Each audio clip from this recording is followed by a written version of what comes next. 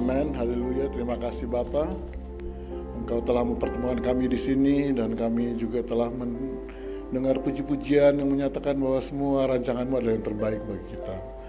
Kita memang kadang-kadang tidak mengerti apa yang Kau rencanakan bagi kita, tapi pasti semua rancangan yang terbaik bagi kita disediakan oleh Engkau bagi kami Tuhan. Terima kasih. Saatnya kami akan mendengar firman Tuhan. Kami mohon Kau mengurapi hamba-Mu ini, hamba yang tidak pandai berkata-kata, tapi firman-Mu akan menjadi berkat bagi semua anak-anak-Mu yang mendengarkan firman Tuhan. Berkati mereka, urapi mereka juga Tuhan, supaya mereka dapat mengerti apa yang disampaikan melalui tutur hamba ini Tuhan. Terima kasih. Kami serahkan seluruh kehidupan kami ke dalam tangan-Mu. Dalam nama Tuhan Yesus Kristus kami telah berdoa. Amin. Silakan duduk Bapak Ibu sekalian. Diberkati lewat puji-pujian. Amin. Amin. Firman Tuhan pada sore hari ini judulnya adalah indah pada waktunya. Satu kalimat yang sangat kita kenal, bahkan bukan cuma orang Kristen, itu jadi bahasa yang sangat umum dikatakan oleh orang-orang di dunia ini. Indah pada waktunya. Kita mengerjakan sesuatu, kerjakan saja. Nanti pada satu titik kita akan merasakan akan berakhir indah pada waktunya. Begitu kata-kata mereka. Tapi marilah kita coba mendalami kalimat ini dalam konteks firman Tuhan bagi kita semua. Karena kata-kata ini ada dalam ayat di firman Tuhan dan kita akan baca dalam kitab Pengkhotbah pasal 3 ayat 1 sampai dengan 11. Untuk segala sesuatu ada waktunya. Untuk segala sesuatu ada masanya, untuk apapun di bawah langit ada waktunya. Ada waktu untuk lahir, ada waktu untuk meninggal. Ada waktu untuk menanam, ada waktu untuk mencabut yang ditanam. Ada waktu untuk membunuh, ada waktu untuk menyembuhkan. Ada waktu untuk merombak, ada waktu untuk membangun. Ada waktu untuk menangis, ada waktu untuk tertawa. Ada waktu untuk meratap, ada waktu untuk menari. Ada waktu untuk membuang batu, ada waktu untuk mengumpulkan batu.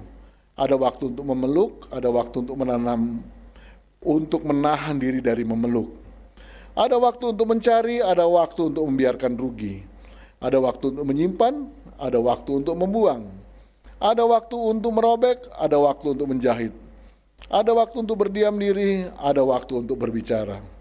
Ada waktu untuk mengasihi, ada waktu untuk membenci. Ada waktu perang, ada waktu untuk damai. Apakah untung pekerja dari yang dikerjakannya dengan berjerih payah?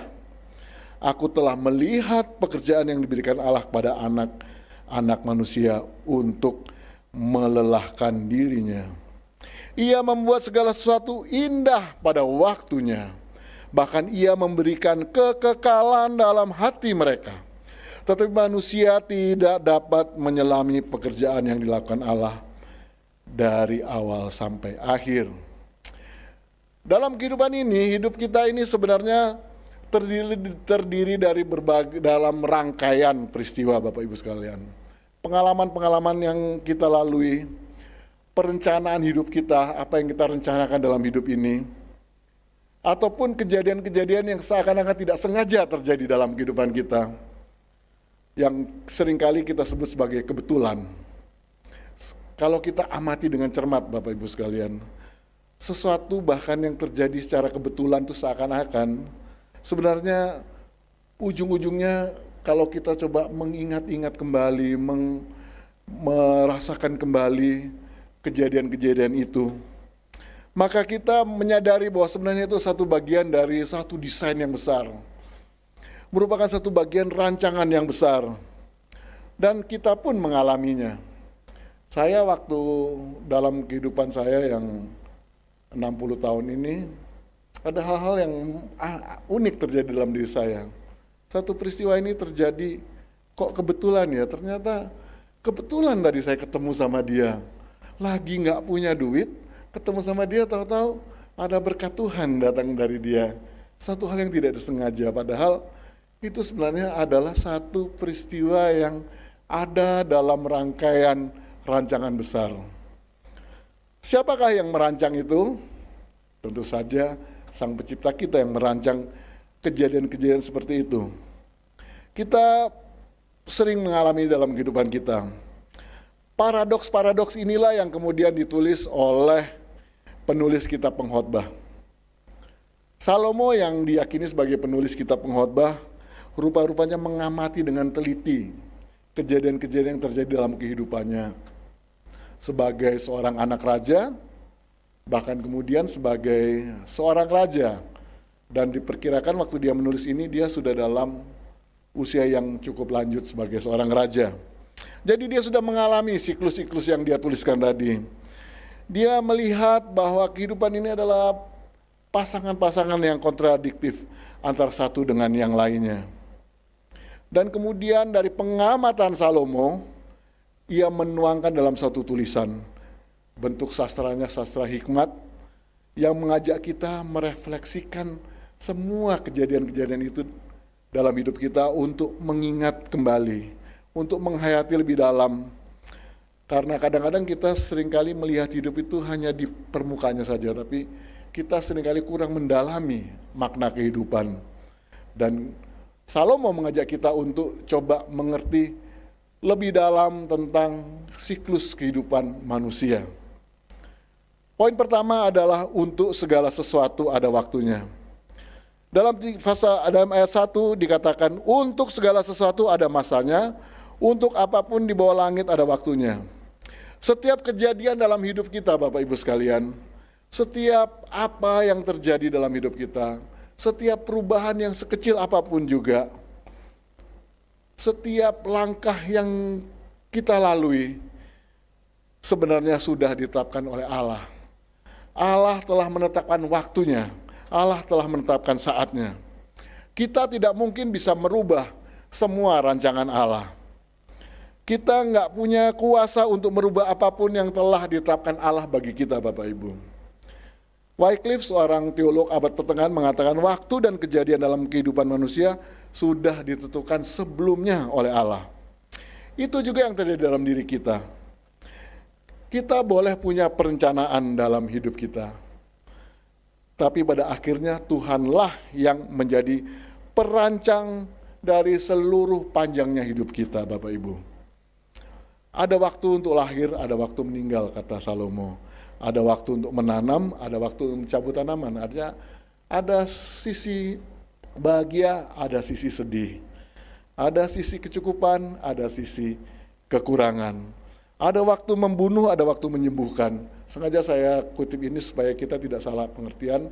Salomo adalah raja dalam masa bangsa Israel yang beberapa kali berperang dengan musuh-musuhnya, sehingga kata membunuh itu konteksnya adalah dalam konteks perang. Jadi ada waktunya kita melakukan tindakan-tindakan yang menyedihkan kita, tapi ada juga waktunya kita melakukan tindakan-tindakan yang membuat diri kita bangkit dari segala kesulitan kita. Ada waktunya merombak, ada waktunya membangun. Itu semua seterusnya dari ayat 2 sampai ayat 8 itu ada 14 pasang peristiwa yang diamati oleh Salomo dan tuliskan. Dan kita juga pasti akan mengalami siklus-siklus itu. Biasanya kita milihnya yang sisi yang enaknya saja. Kita nggak suka sisi yang lainnya. Kita semua pasti suka dengan kelahiran kita ya. Makanya orang suka merayakan hari ulang tahun, hari kelahiran. Paling nggak kita bersyukur karena kita merayakan hari ulang tahun. Itu yang sering terjadi pada manusia, tapi tidak ada orang yang mensyukuri hari kematiannya atau menunggu-nunggu hari kematiannya. Benar nggak Bapak Ibu? Orang kalau bisa manusia ini kita berharap bahwa jangan mati, walaupun tidak mungkin ya kan. Dan itu sudah ada ketetapan Allah, sehingga kemudian manusia berpasrah diri dengan apa yang sudah ditetapkan Allah bagi kita. Tapi kalau kita boleh milih, kita milihnya yang sisi enaknya, sisi hidupnya, tapi nggak suka sisi matinya. Bahkan kematian orang-orang terdekat kita pun menyedihkan kita.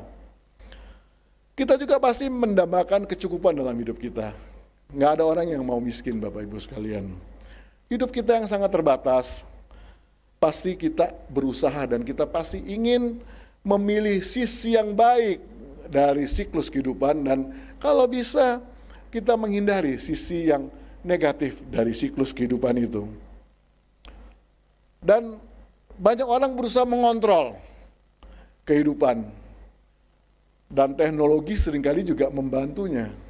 Ada orang saking takutnya untuk tua, dia melakukan perawatan yang sangat mahal karena teknologi menyediakan.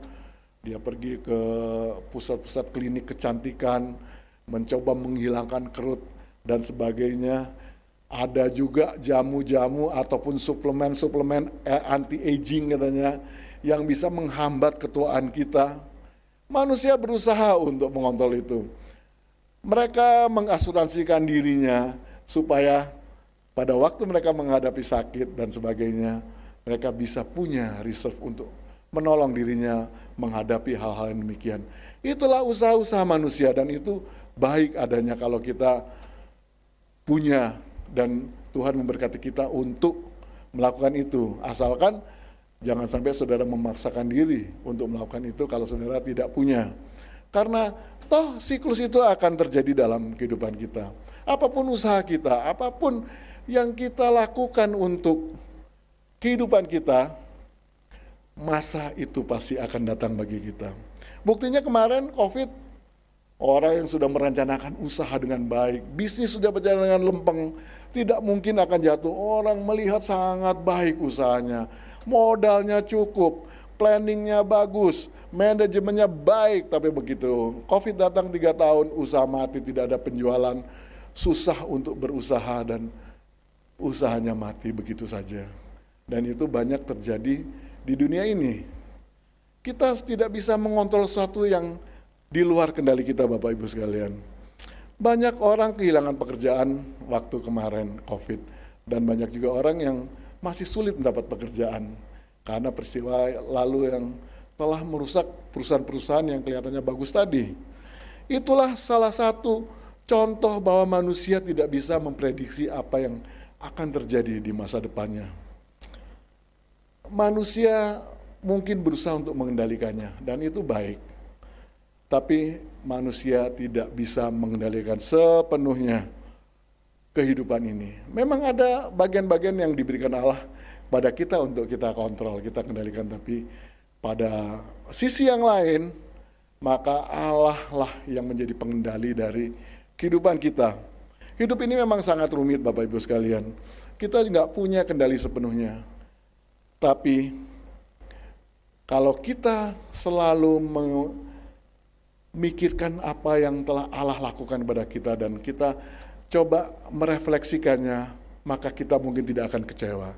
Karena kehidupan ini kalau kita ada dalam hati yang penuh kekhawatiran, hati yang selalu menimbang-nimbang, hati yang selalu berusaha untuk mengendalikan kehidupan dengan cara-cara yang di luar kehendak Tuhan, maka saya pastikan Bapak Ibu akan mengalami kekecewaan. Karena seringkali kejadian dalam hidup kita terjadi di luar ekspektasi kita. Mungkin ada yang telah mengalaminya hari-hari ini. Mungkin pengalaman yang dilaluinya terasa sangat berat. Seperti ada orang bilang, ada waktunya punya uang, ada waktunya nggak punya uang. Ada waktunya damai, ada waktunya ribut. Waktu punya duit, damai-damai saja. Waktu nggak punya duit, maka terjadilah keributan. Begitu kan? Hakikatnya manusia, betul nggak Bapak Ibu sekalian? Maka ada satu idiom mengatakan bahwa kalau mau damai harus pakai uang. Amin? Jangan ada yang bilang amin. Itu tidak benar, tapi itu terjadi di dunia ini. Ada uang atau tidak ada uang, kalau kita berpasrah diri kepada Tuhan, maka hidup kita akan damai-damai saja. Tapi bukan berarti kita tidak boleh berusaha lalu pasrah begitu saja. Itu bukan itu maksudnya. Kita harus berusaha apa yang kita bisa lakukan, tapi dengan kepasrahan kepada Tuhan yang empunya kehidupan ini, Bapak Ibu sekalian. Dalam menjalani kehidupan kita memang harus menghadapi berbagai musim. Makanya orang suka bilang musim kehidupan. Ada pepatah mengatakan roda itu berputar. Ada kalanya di atas dan ada kalanya di bawah. Dan perputaran itu pasti terjadi Bapak Ibu sekalian. Siklus kehidupan itu pasti akan seperti itu. Itu akan terjadi secara konstan dan secara konsisten. Walaupun ada roda yang berputar agak lama di atas, kadang-kadang terlalu lama di bawah. Karena mungkin mesinnya lagi mati. Tapi dia akan kembali berputar. Dan pada waktunya ada masa di atas dan ada kembali di bawah. Jadi Bapak Ibu sekalian, ketika saudara diberkati Tuhan, ketika ada kelimpahan dalam hidupmu, janganlah pernah merasa bahwa semuanya akan selalu baik-baik saja. Jadi ketika saudara mendapat berkat Tuhan, ketika saudara punya Tuhan memberikan sesuatu yang lebih dalam hidup saudara, secara finansial, secara keuangan, berkat Tuhan dalam pekerjaanmu, berkat Tuhan dalam karirmu, ingat Bapak Ibu sekalian, lakukanlah selalu yang terbaik untuk Tuhan. Karena Tuhanlah yang mengendalikan itu. Berilah yang menjadi punya Tuhan. Sehingga begitu saudara mengalami masa surut dalam hidupmu, saudara masih punya rasa syukur karena saudara telah berbuat baik bagi kemuliaan Tuhan. Juga harus punya kebijaksanaan ketika saudara diberkati Tuhan. Menabung, menyimpan uang dengan baik. Sehingga pada waktu saudara mengalami masa-masa sulit, saudara masih punya reserve karena saudara bijaksana dalam mengelola keuangan saudara. Itulah yang diberikan Allah kepada kita. Hak untuk mengendalikannya ada di situ. Karena hak untuk menentukan siklus kehidupan kita, tentu kita nggak punya, tapi mengendalikan dalam mengatur dengan baik keuangan kita, itu bagian daripada kendali yang diberikan Allah kepada kita. Ketika kita mengalami kekurangan atau kesulitan, ingatlah bahwa Tuhanlah yang menjadi Bapa kita, Tuhanlah yang menjadi pengendali kita. Dan kita juga harus ingat bahwa pada waktunya nanti roda itu kan berputar, akan kembali ke atas. Sehingga dengan demikian, maka kita selalu punya rasa sukacita dalam menghadapi kehidupan ini. Itulah paradoks yang ditulis oleh Salomo, berputar terus-menerus, dan segala peristiwa itu terjadi tepat pada waktunya. Waktunya siapa Bapak Ibu sekalian? Tentu waktunya Tuhan. Allah berdaulat dan berkuasa atas segala sesuatu. Dan inilah yang dijanjikan Tuhan, bahwa Tuhan membuat segalanya indah pada waktunya. Ini poin kedua kita. Tuhan pada akhirnya akan menjadikan segala sesuatu indah pada waktunya. Kata indah dalam teks ini Bapak Ibu sekalian, kalau kita merujuk dari bahasa aslinya, lebih tepat dikatakan baik. Jadi kata indah di sini sama dengan kata baik ketika Allah melihat bahwa semua yang diciptakan dalam Kejadian 1 ayat 31, setelah semua jadi, langit dan bumi kemudian manusia jadi, maka dikatakan Allah menyatakan teramat baik. Jadi Allah mengatakan apa yang harmonisasi yang sudah terjadi, yang diciptakan Dia, itu adalah baik. Itu yang dimaksud dengan kata indah pada waktunya. Segala sesuatu yang terjadi di muka bumi ini ujung-ujungnya adalah hal yang sungguh amat baik Bapak Ibu. Semua berjalan seperti yang Allah inginkan. Berjalan dalam harmoni yang dirancang oleh Allah. Oleh sebab itu malam yang gelap yang seringkali kita gambarkan, malam itu adalah lambang dari kekelaman. Kalau kita mengamati yang jelas, di malam yang gelap tetap ada keindahannya. Benar Bapak Ibu? Kalau kita pergi tempat yang, kalau Jakarta kita susah melihat keindahan itu karena polusi cahaya yang begitu besar, lampu-lampu, gedung dan sebagainya, kita sulit melihat langit. Tapi kalau saudara berada di desa, tempat yang jarang cahaya, langit cerah, malam hari, lihatlah ke langit, bintang-bintang yang indah, gampang sekali kita melihatnya. Dan itu keindahan di tengah kegelapan Bapak Ibu sekalian. Dan itulah yang dirancangkan Allah. Keindahan malam bisa menjadi sama indahnya dengan cerahnya pagi hari. Musim dingin dengan segala kedinginannya juga bisa menjadi indah seperti musim panas dalam teriknya Bapak Ibu sekalian. Saya kemarin sempat ke Dieng, dalam habis pelayanan di Sukorejo saya ke Dieng. Wah, dinginnya luar biasa, agak menyiksa Bapak Ibu sekalian. Tapi di situ kita bisa melihat matahari terbit dengan sangat indah dari ujung gunung yang satu. Kita bisa melihat keindahannya, awan-awan yang ada di bawah yang terhampar dengan indah bagaikan permadani putih semua. Itu kita bisa melihat keindahannya di tengah kedinginannya. Memang kita berkorban dingin banget jam 4 pagi. Wah, dia yang luar biasa. 7 derajat waktu saya ke sana. Tapi di tengah kedinginan yang menyiksa itu, ada juga keindahan yang kita bisa lihat. Hanya saja seringkali manusia dalam keterbatasannya, manusia dalam semua yang ada dalam dirinya seringkali belum mampu memahami pekerjaan Allah dari awal sampai akhirnya. Dengan segenap akal budi yang kita miliki, dengan segenap kemampuan yang ada dalam diri kita, kita memang tidak mampu menyelami Allah. Dan kalau kita mampu menyelami Allah, Bapak Ibu, ya tentu tidak ada gunanya kita percaya sama Allah. Kita sama dengan Allah yang kita sembah. Itulah keterbatasan manusia. Itu sebabnya Allah menyatakan dirinya kepada manusia hanya sebatas apa yang manusia bisa mampu menerimanya. Sebab kalau Allah menyatakan dirinya semua kepada kita, kita tidak akan hidup hari ini. Ingat cerita Musa di gunung.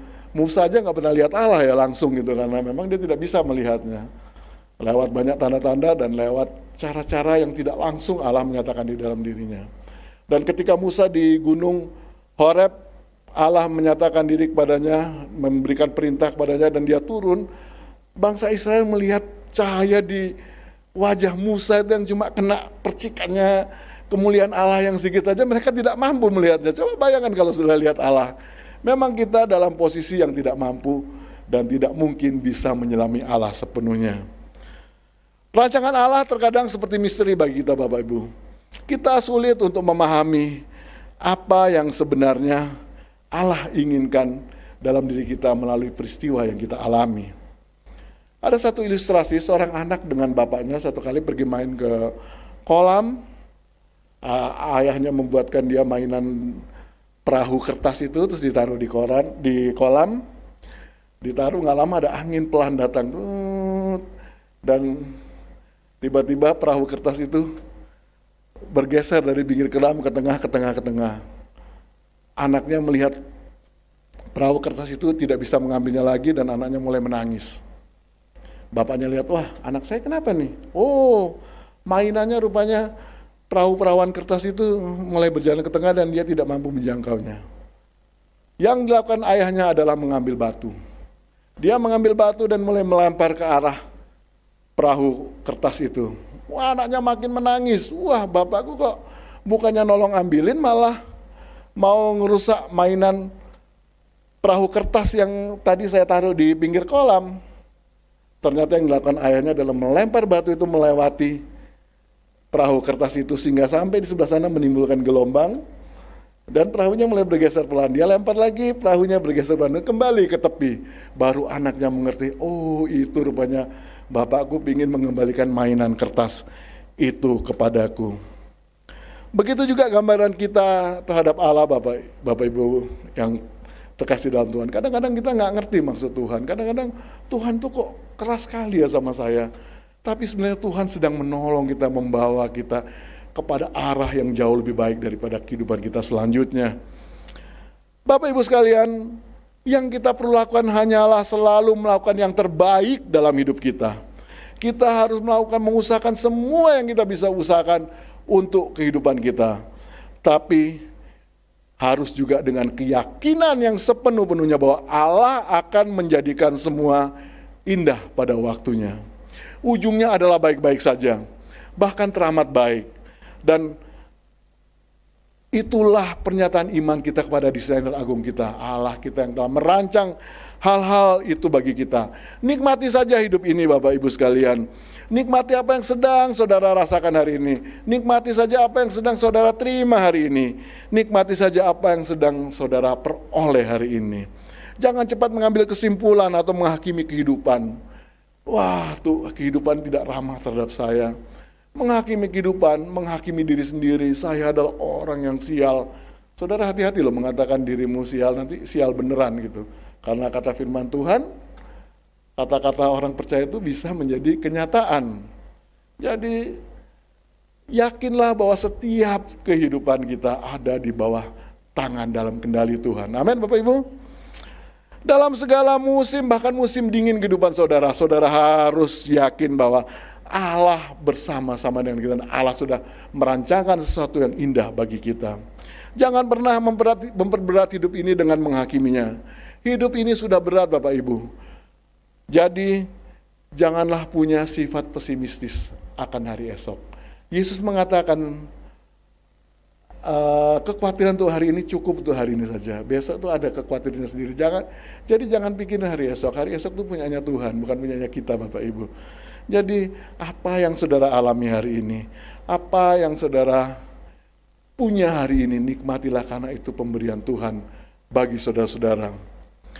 Untuk itu Bapak Ibu sekalian, kalau saudara punya ambisi, punya hasrat, punya keinginan yang luar biasa untuk mencapai sesuatu, apakah saudara ingin kekaya, apakah saudara ingin mencapai kedudukan yang baik, atau ingin mendapat satu promosi dalam pekerjaan saudara, saudara harus selalu meletakkannya dalam ketundukan kepada Tuhan.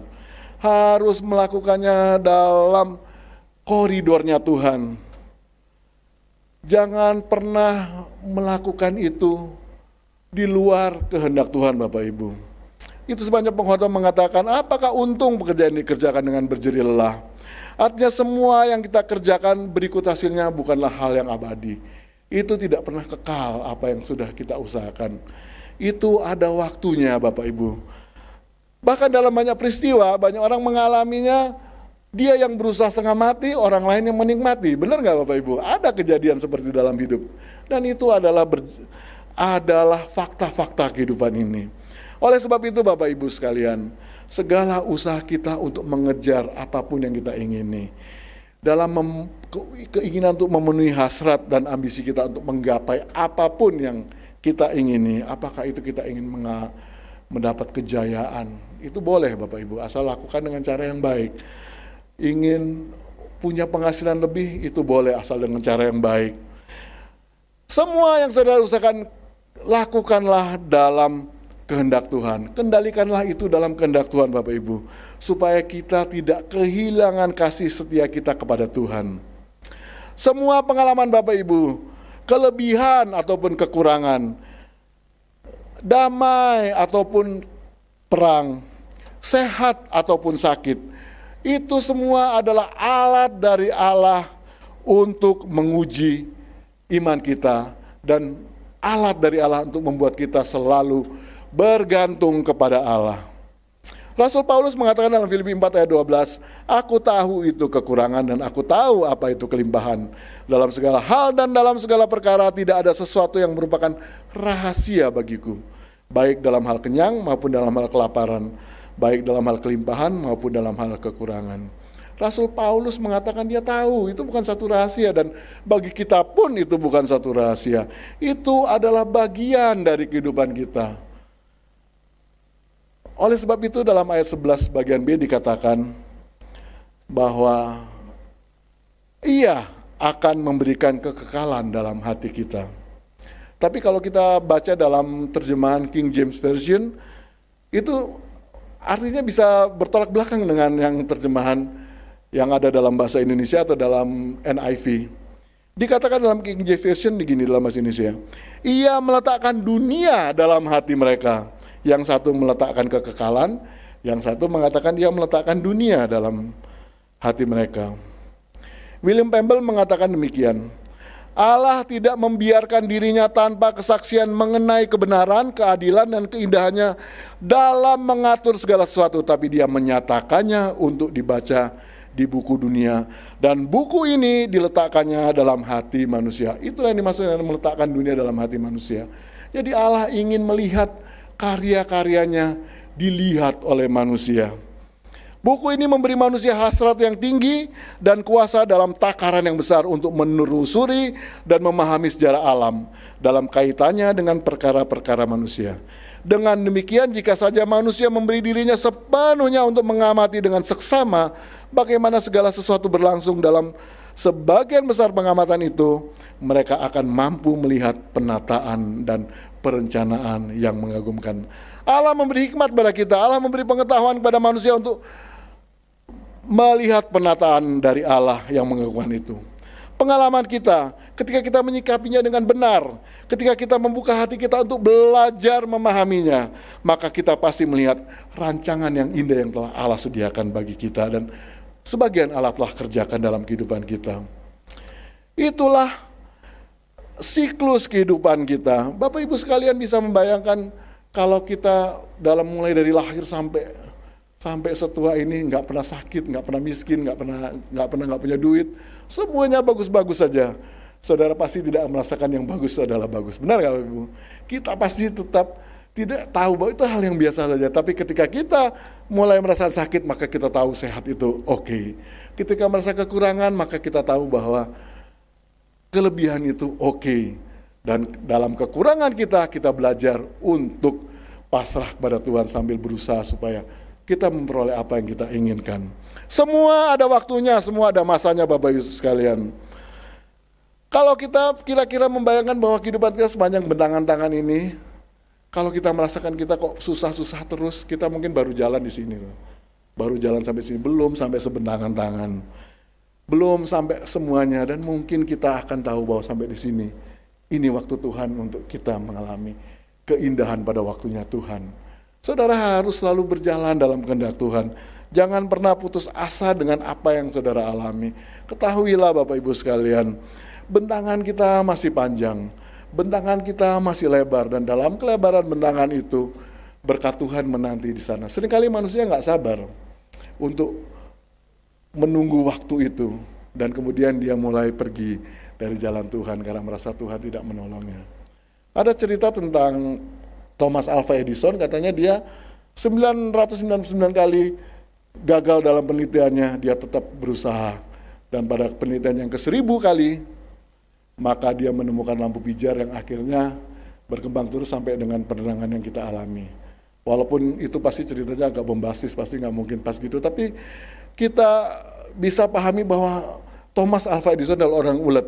Dia tidak pernah putus asa untuk berusaha, dan dia tahu pasti bahwa apa yang dia usahakan akan berhasil pada waktunya. Begitu juga dengan kehidupan kita.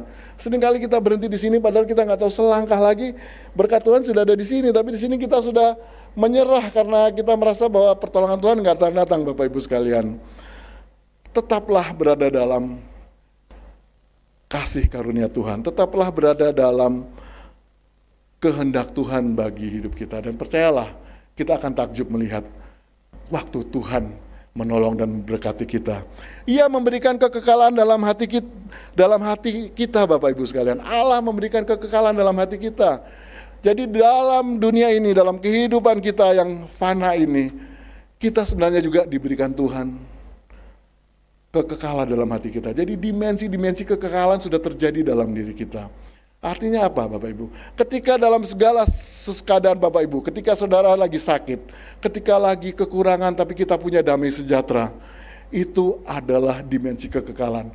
Nggak semua orang punya damai sejahtera Bapak Ibu sekalian. Tidak semua orang, bahkan banyak orang kaya, banyak orang hebat, banyak orang besar nggak punya itu damai sejahtera. Tapi kita yang hidup dalam kehendak Tuhan, hidup dalam kasih karunia Tuhan, kita punya damai sejahtera. Itu dimensi kekekalan yang kita sudah alami walaupun kita masih hidup di dunia ini. Kita punya rasa sukacita, rasa bersyukur dengan apa yang Tuhan berikan pada kita. Itu dimensi kekekalan bagi kita. Kita sudah rasakan di dunia ini.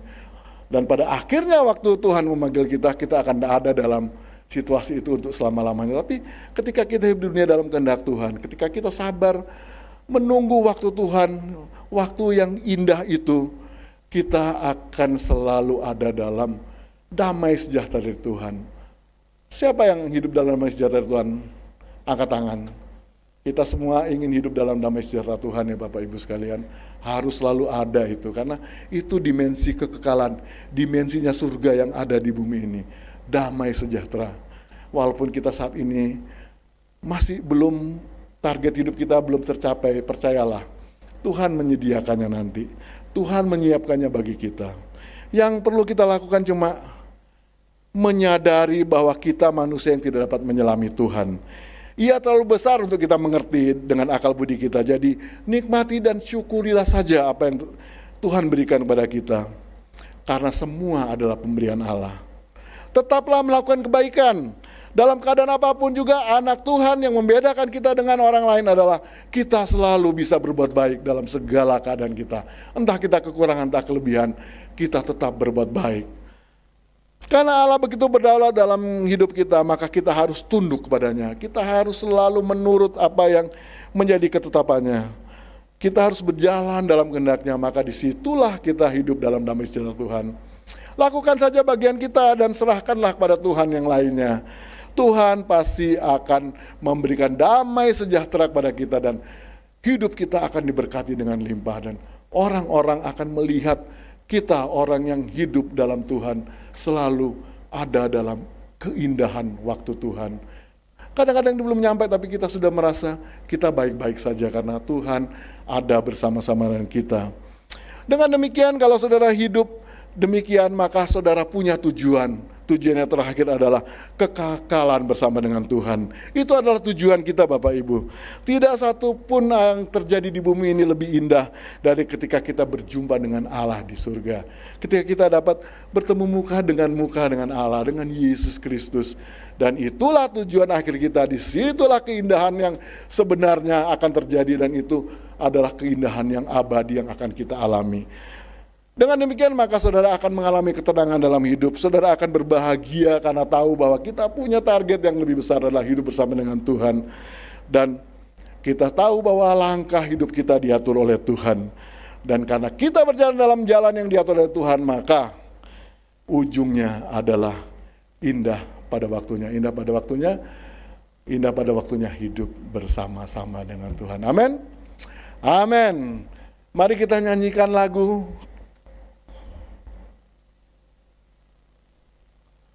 Musim akan selalu berganti. Judulnya apa ya itu Nike lagunya? Tuhan selalu menolongku. Ya, Tuhan selalu menolongku.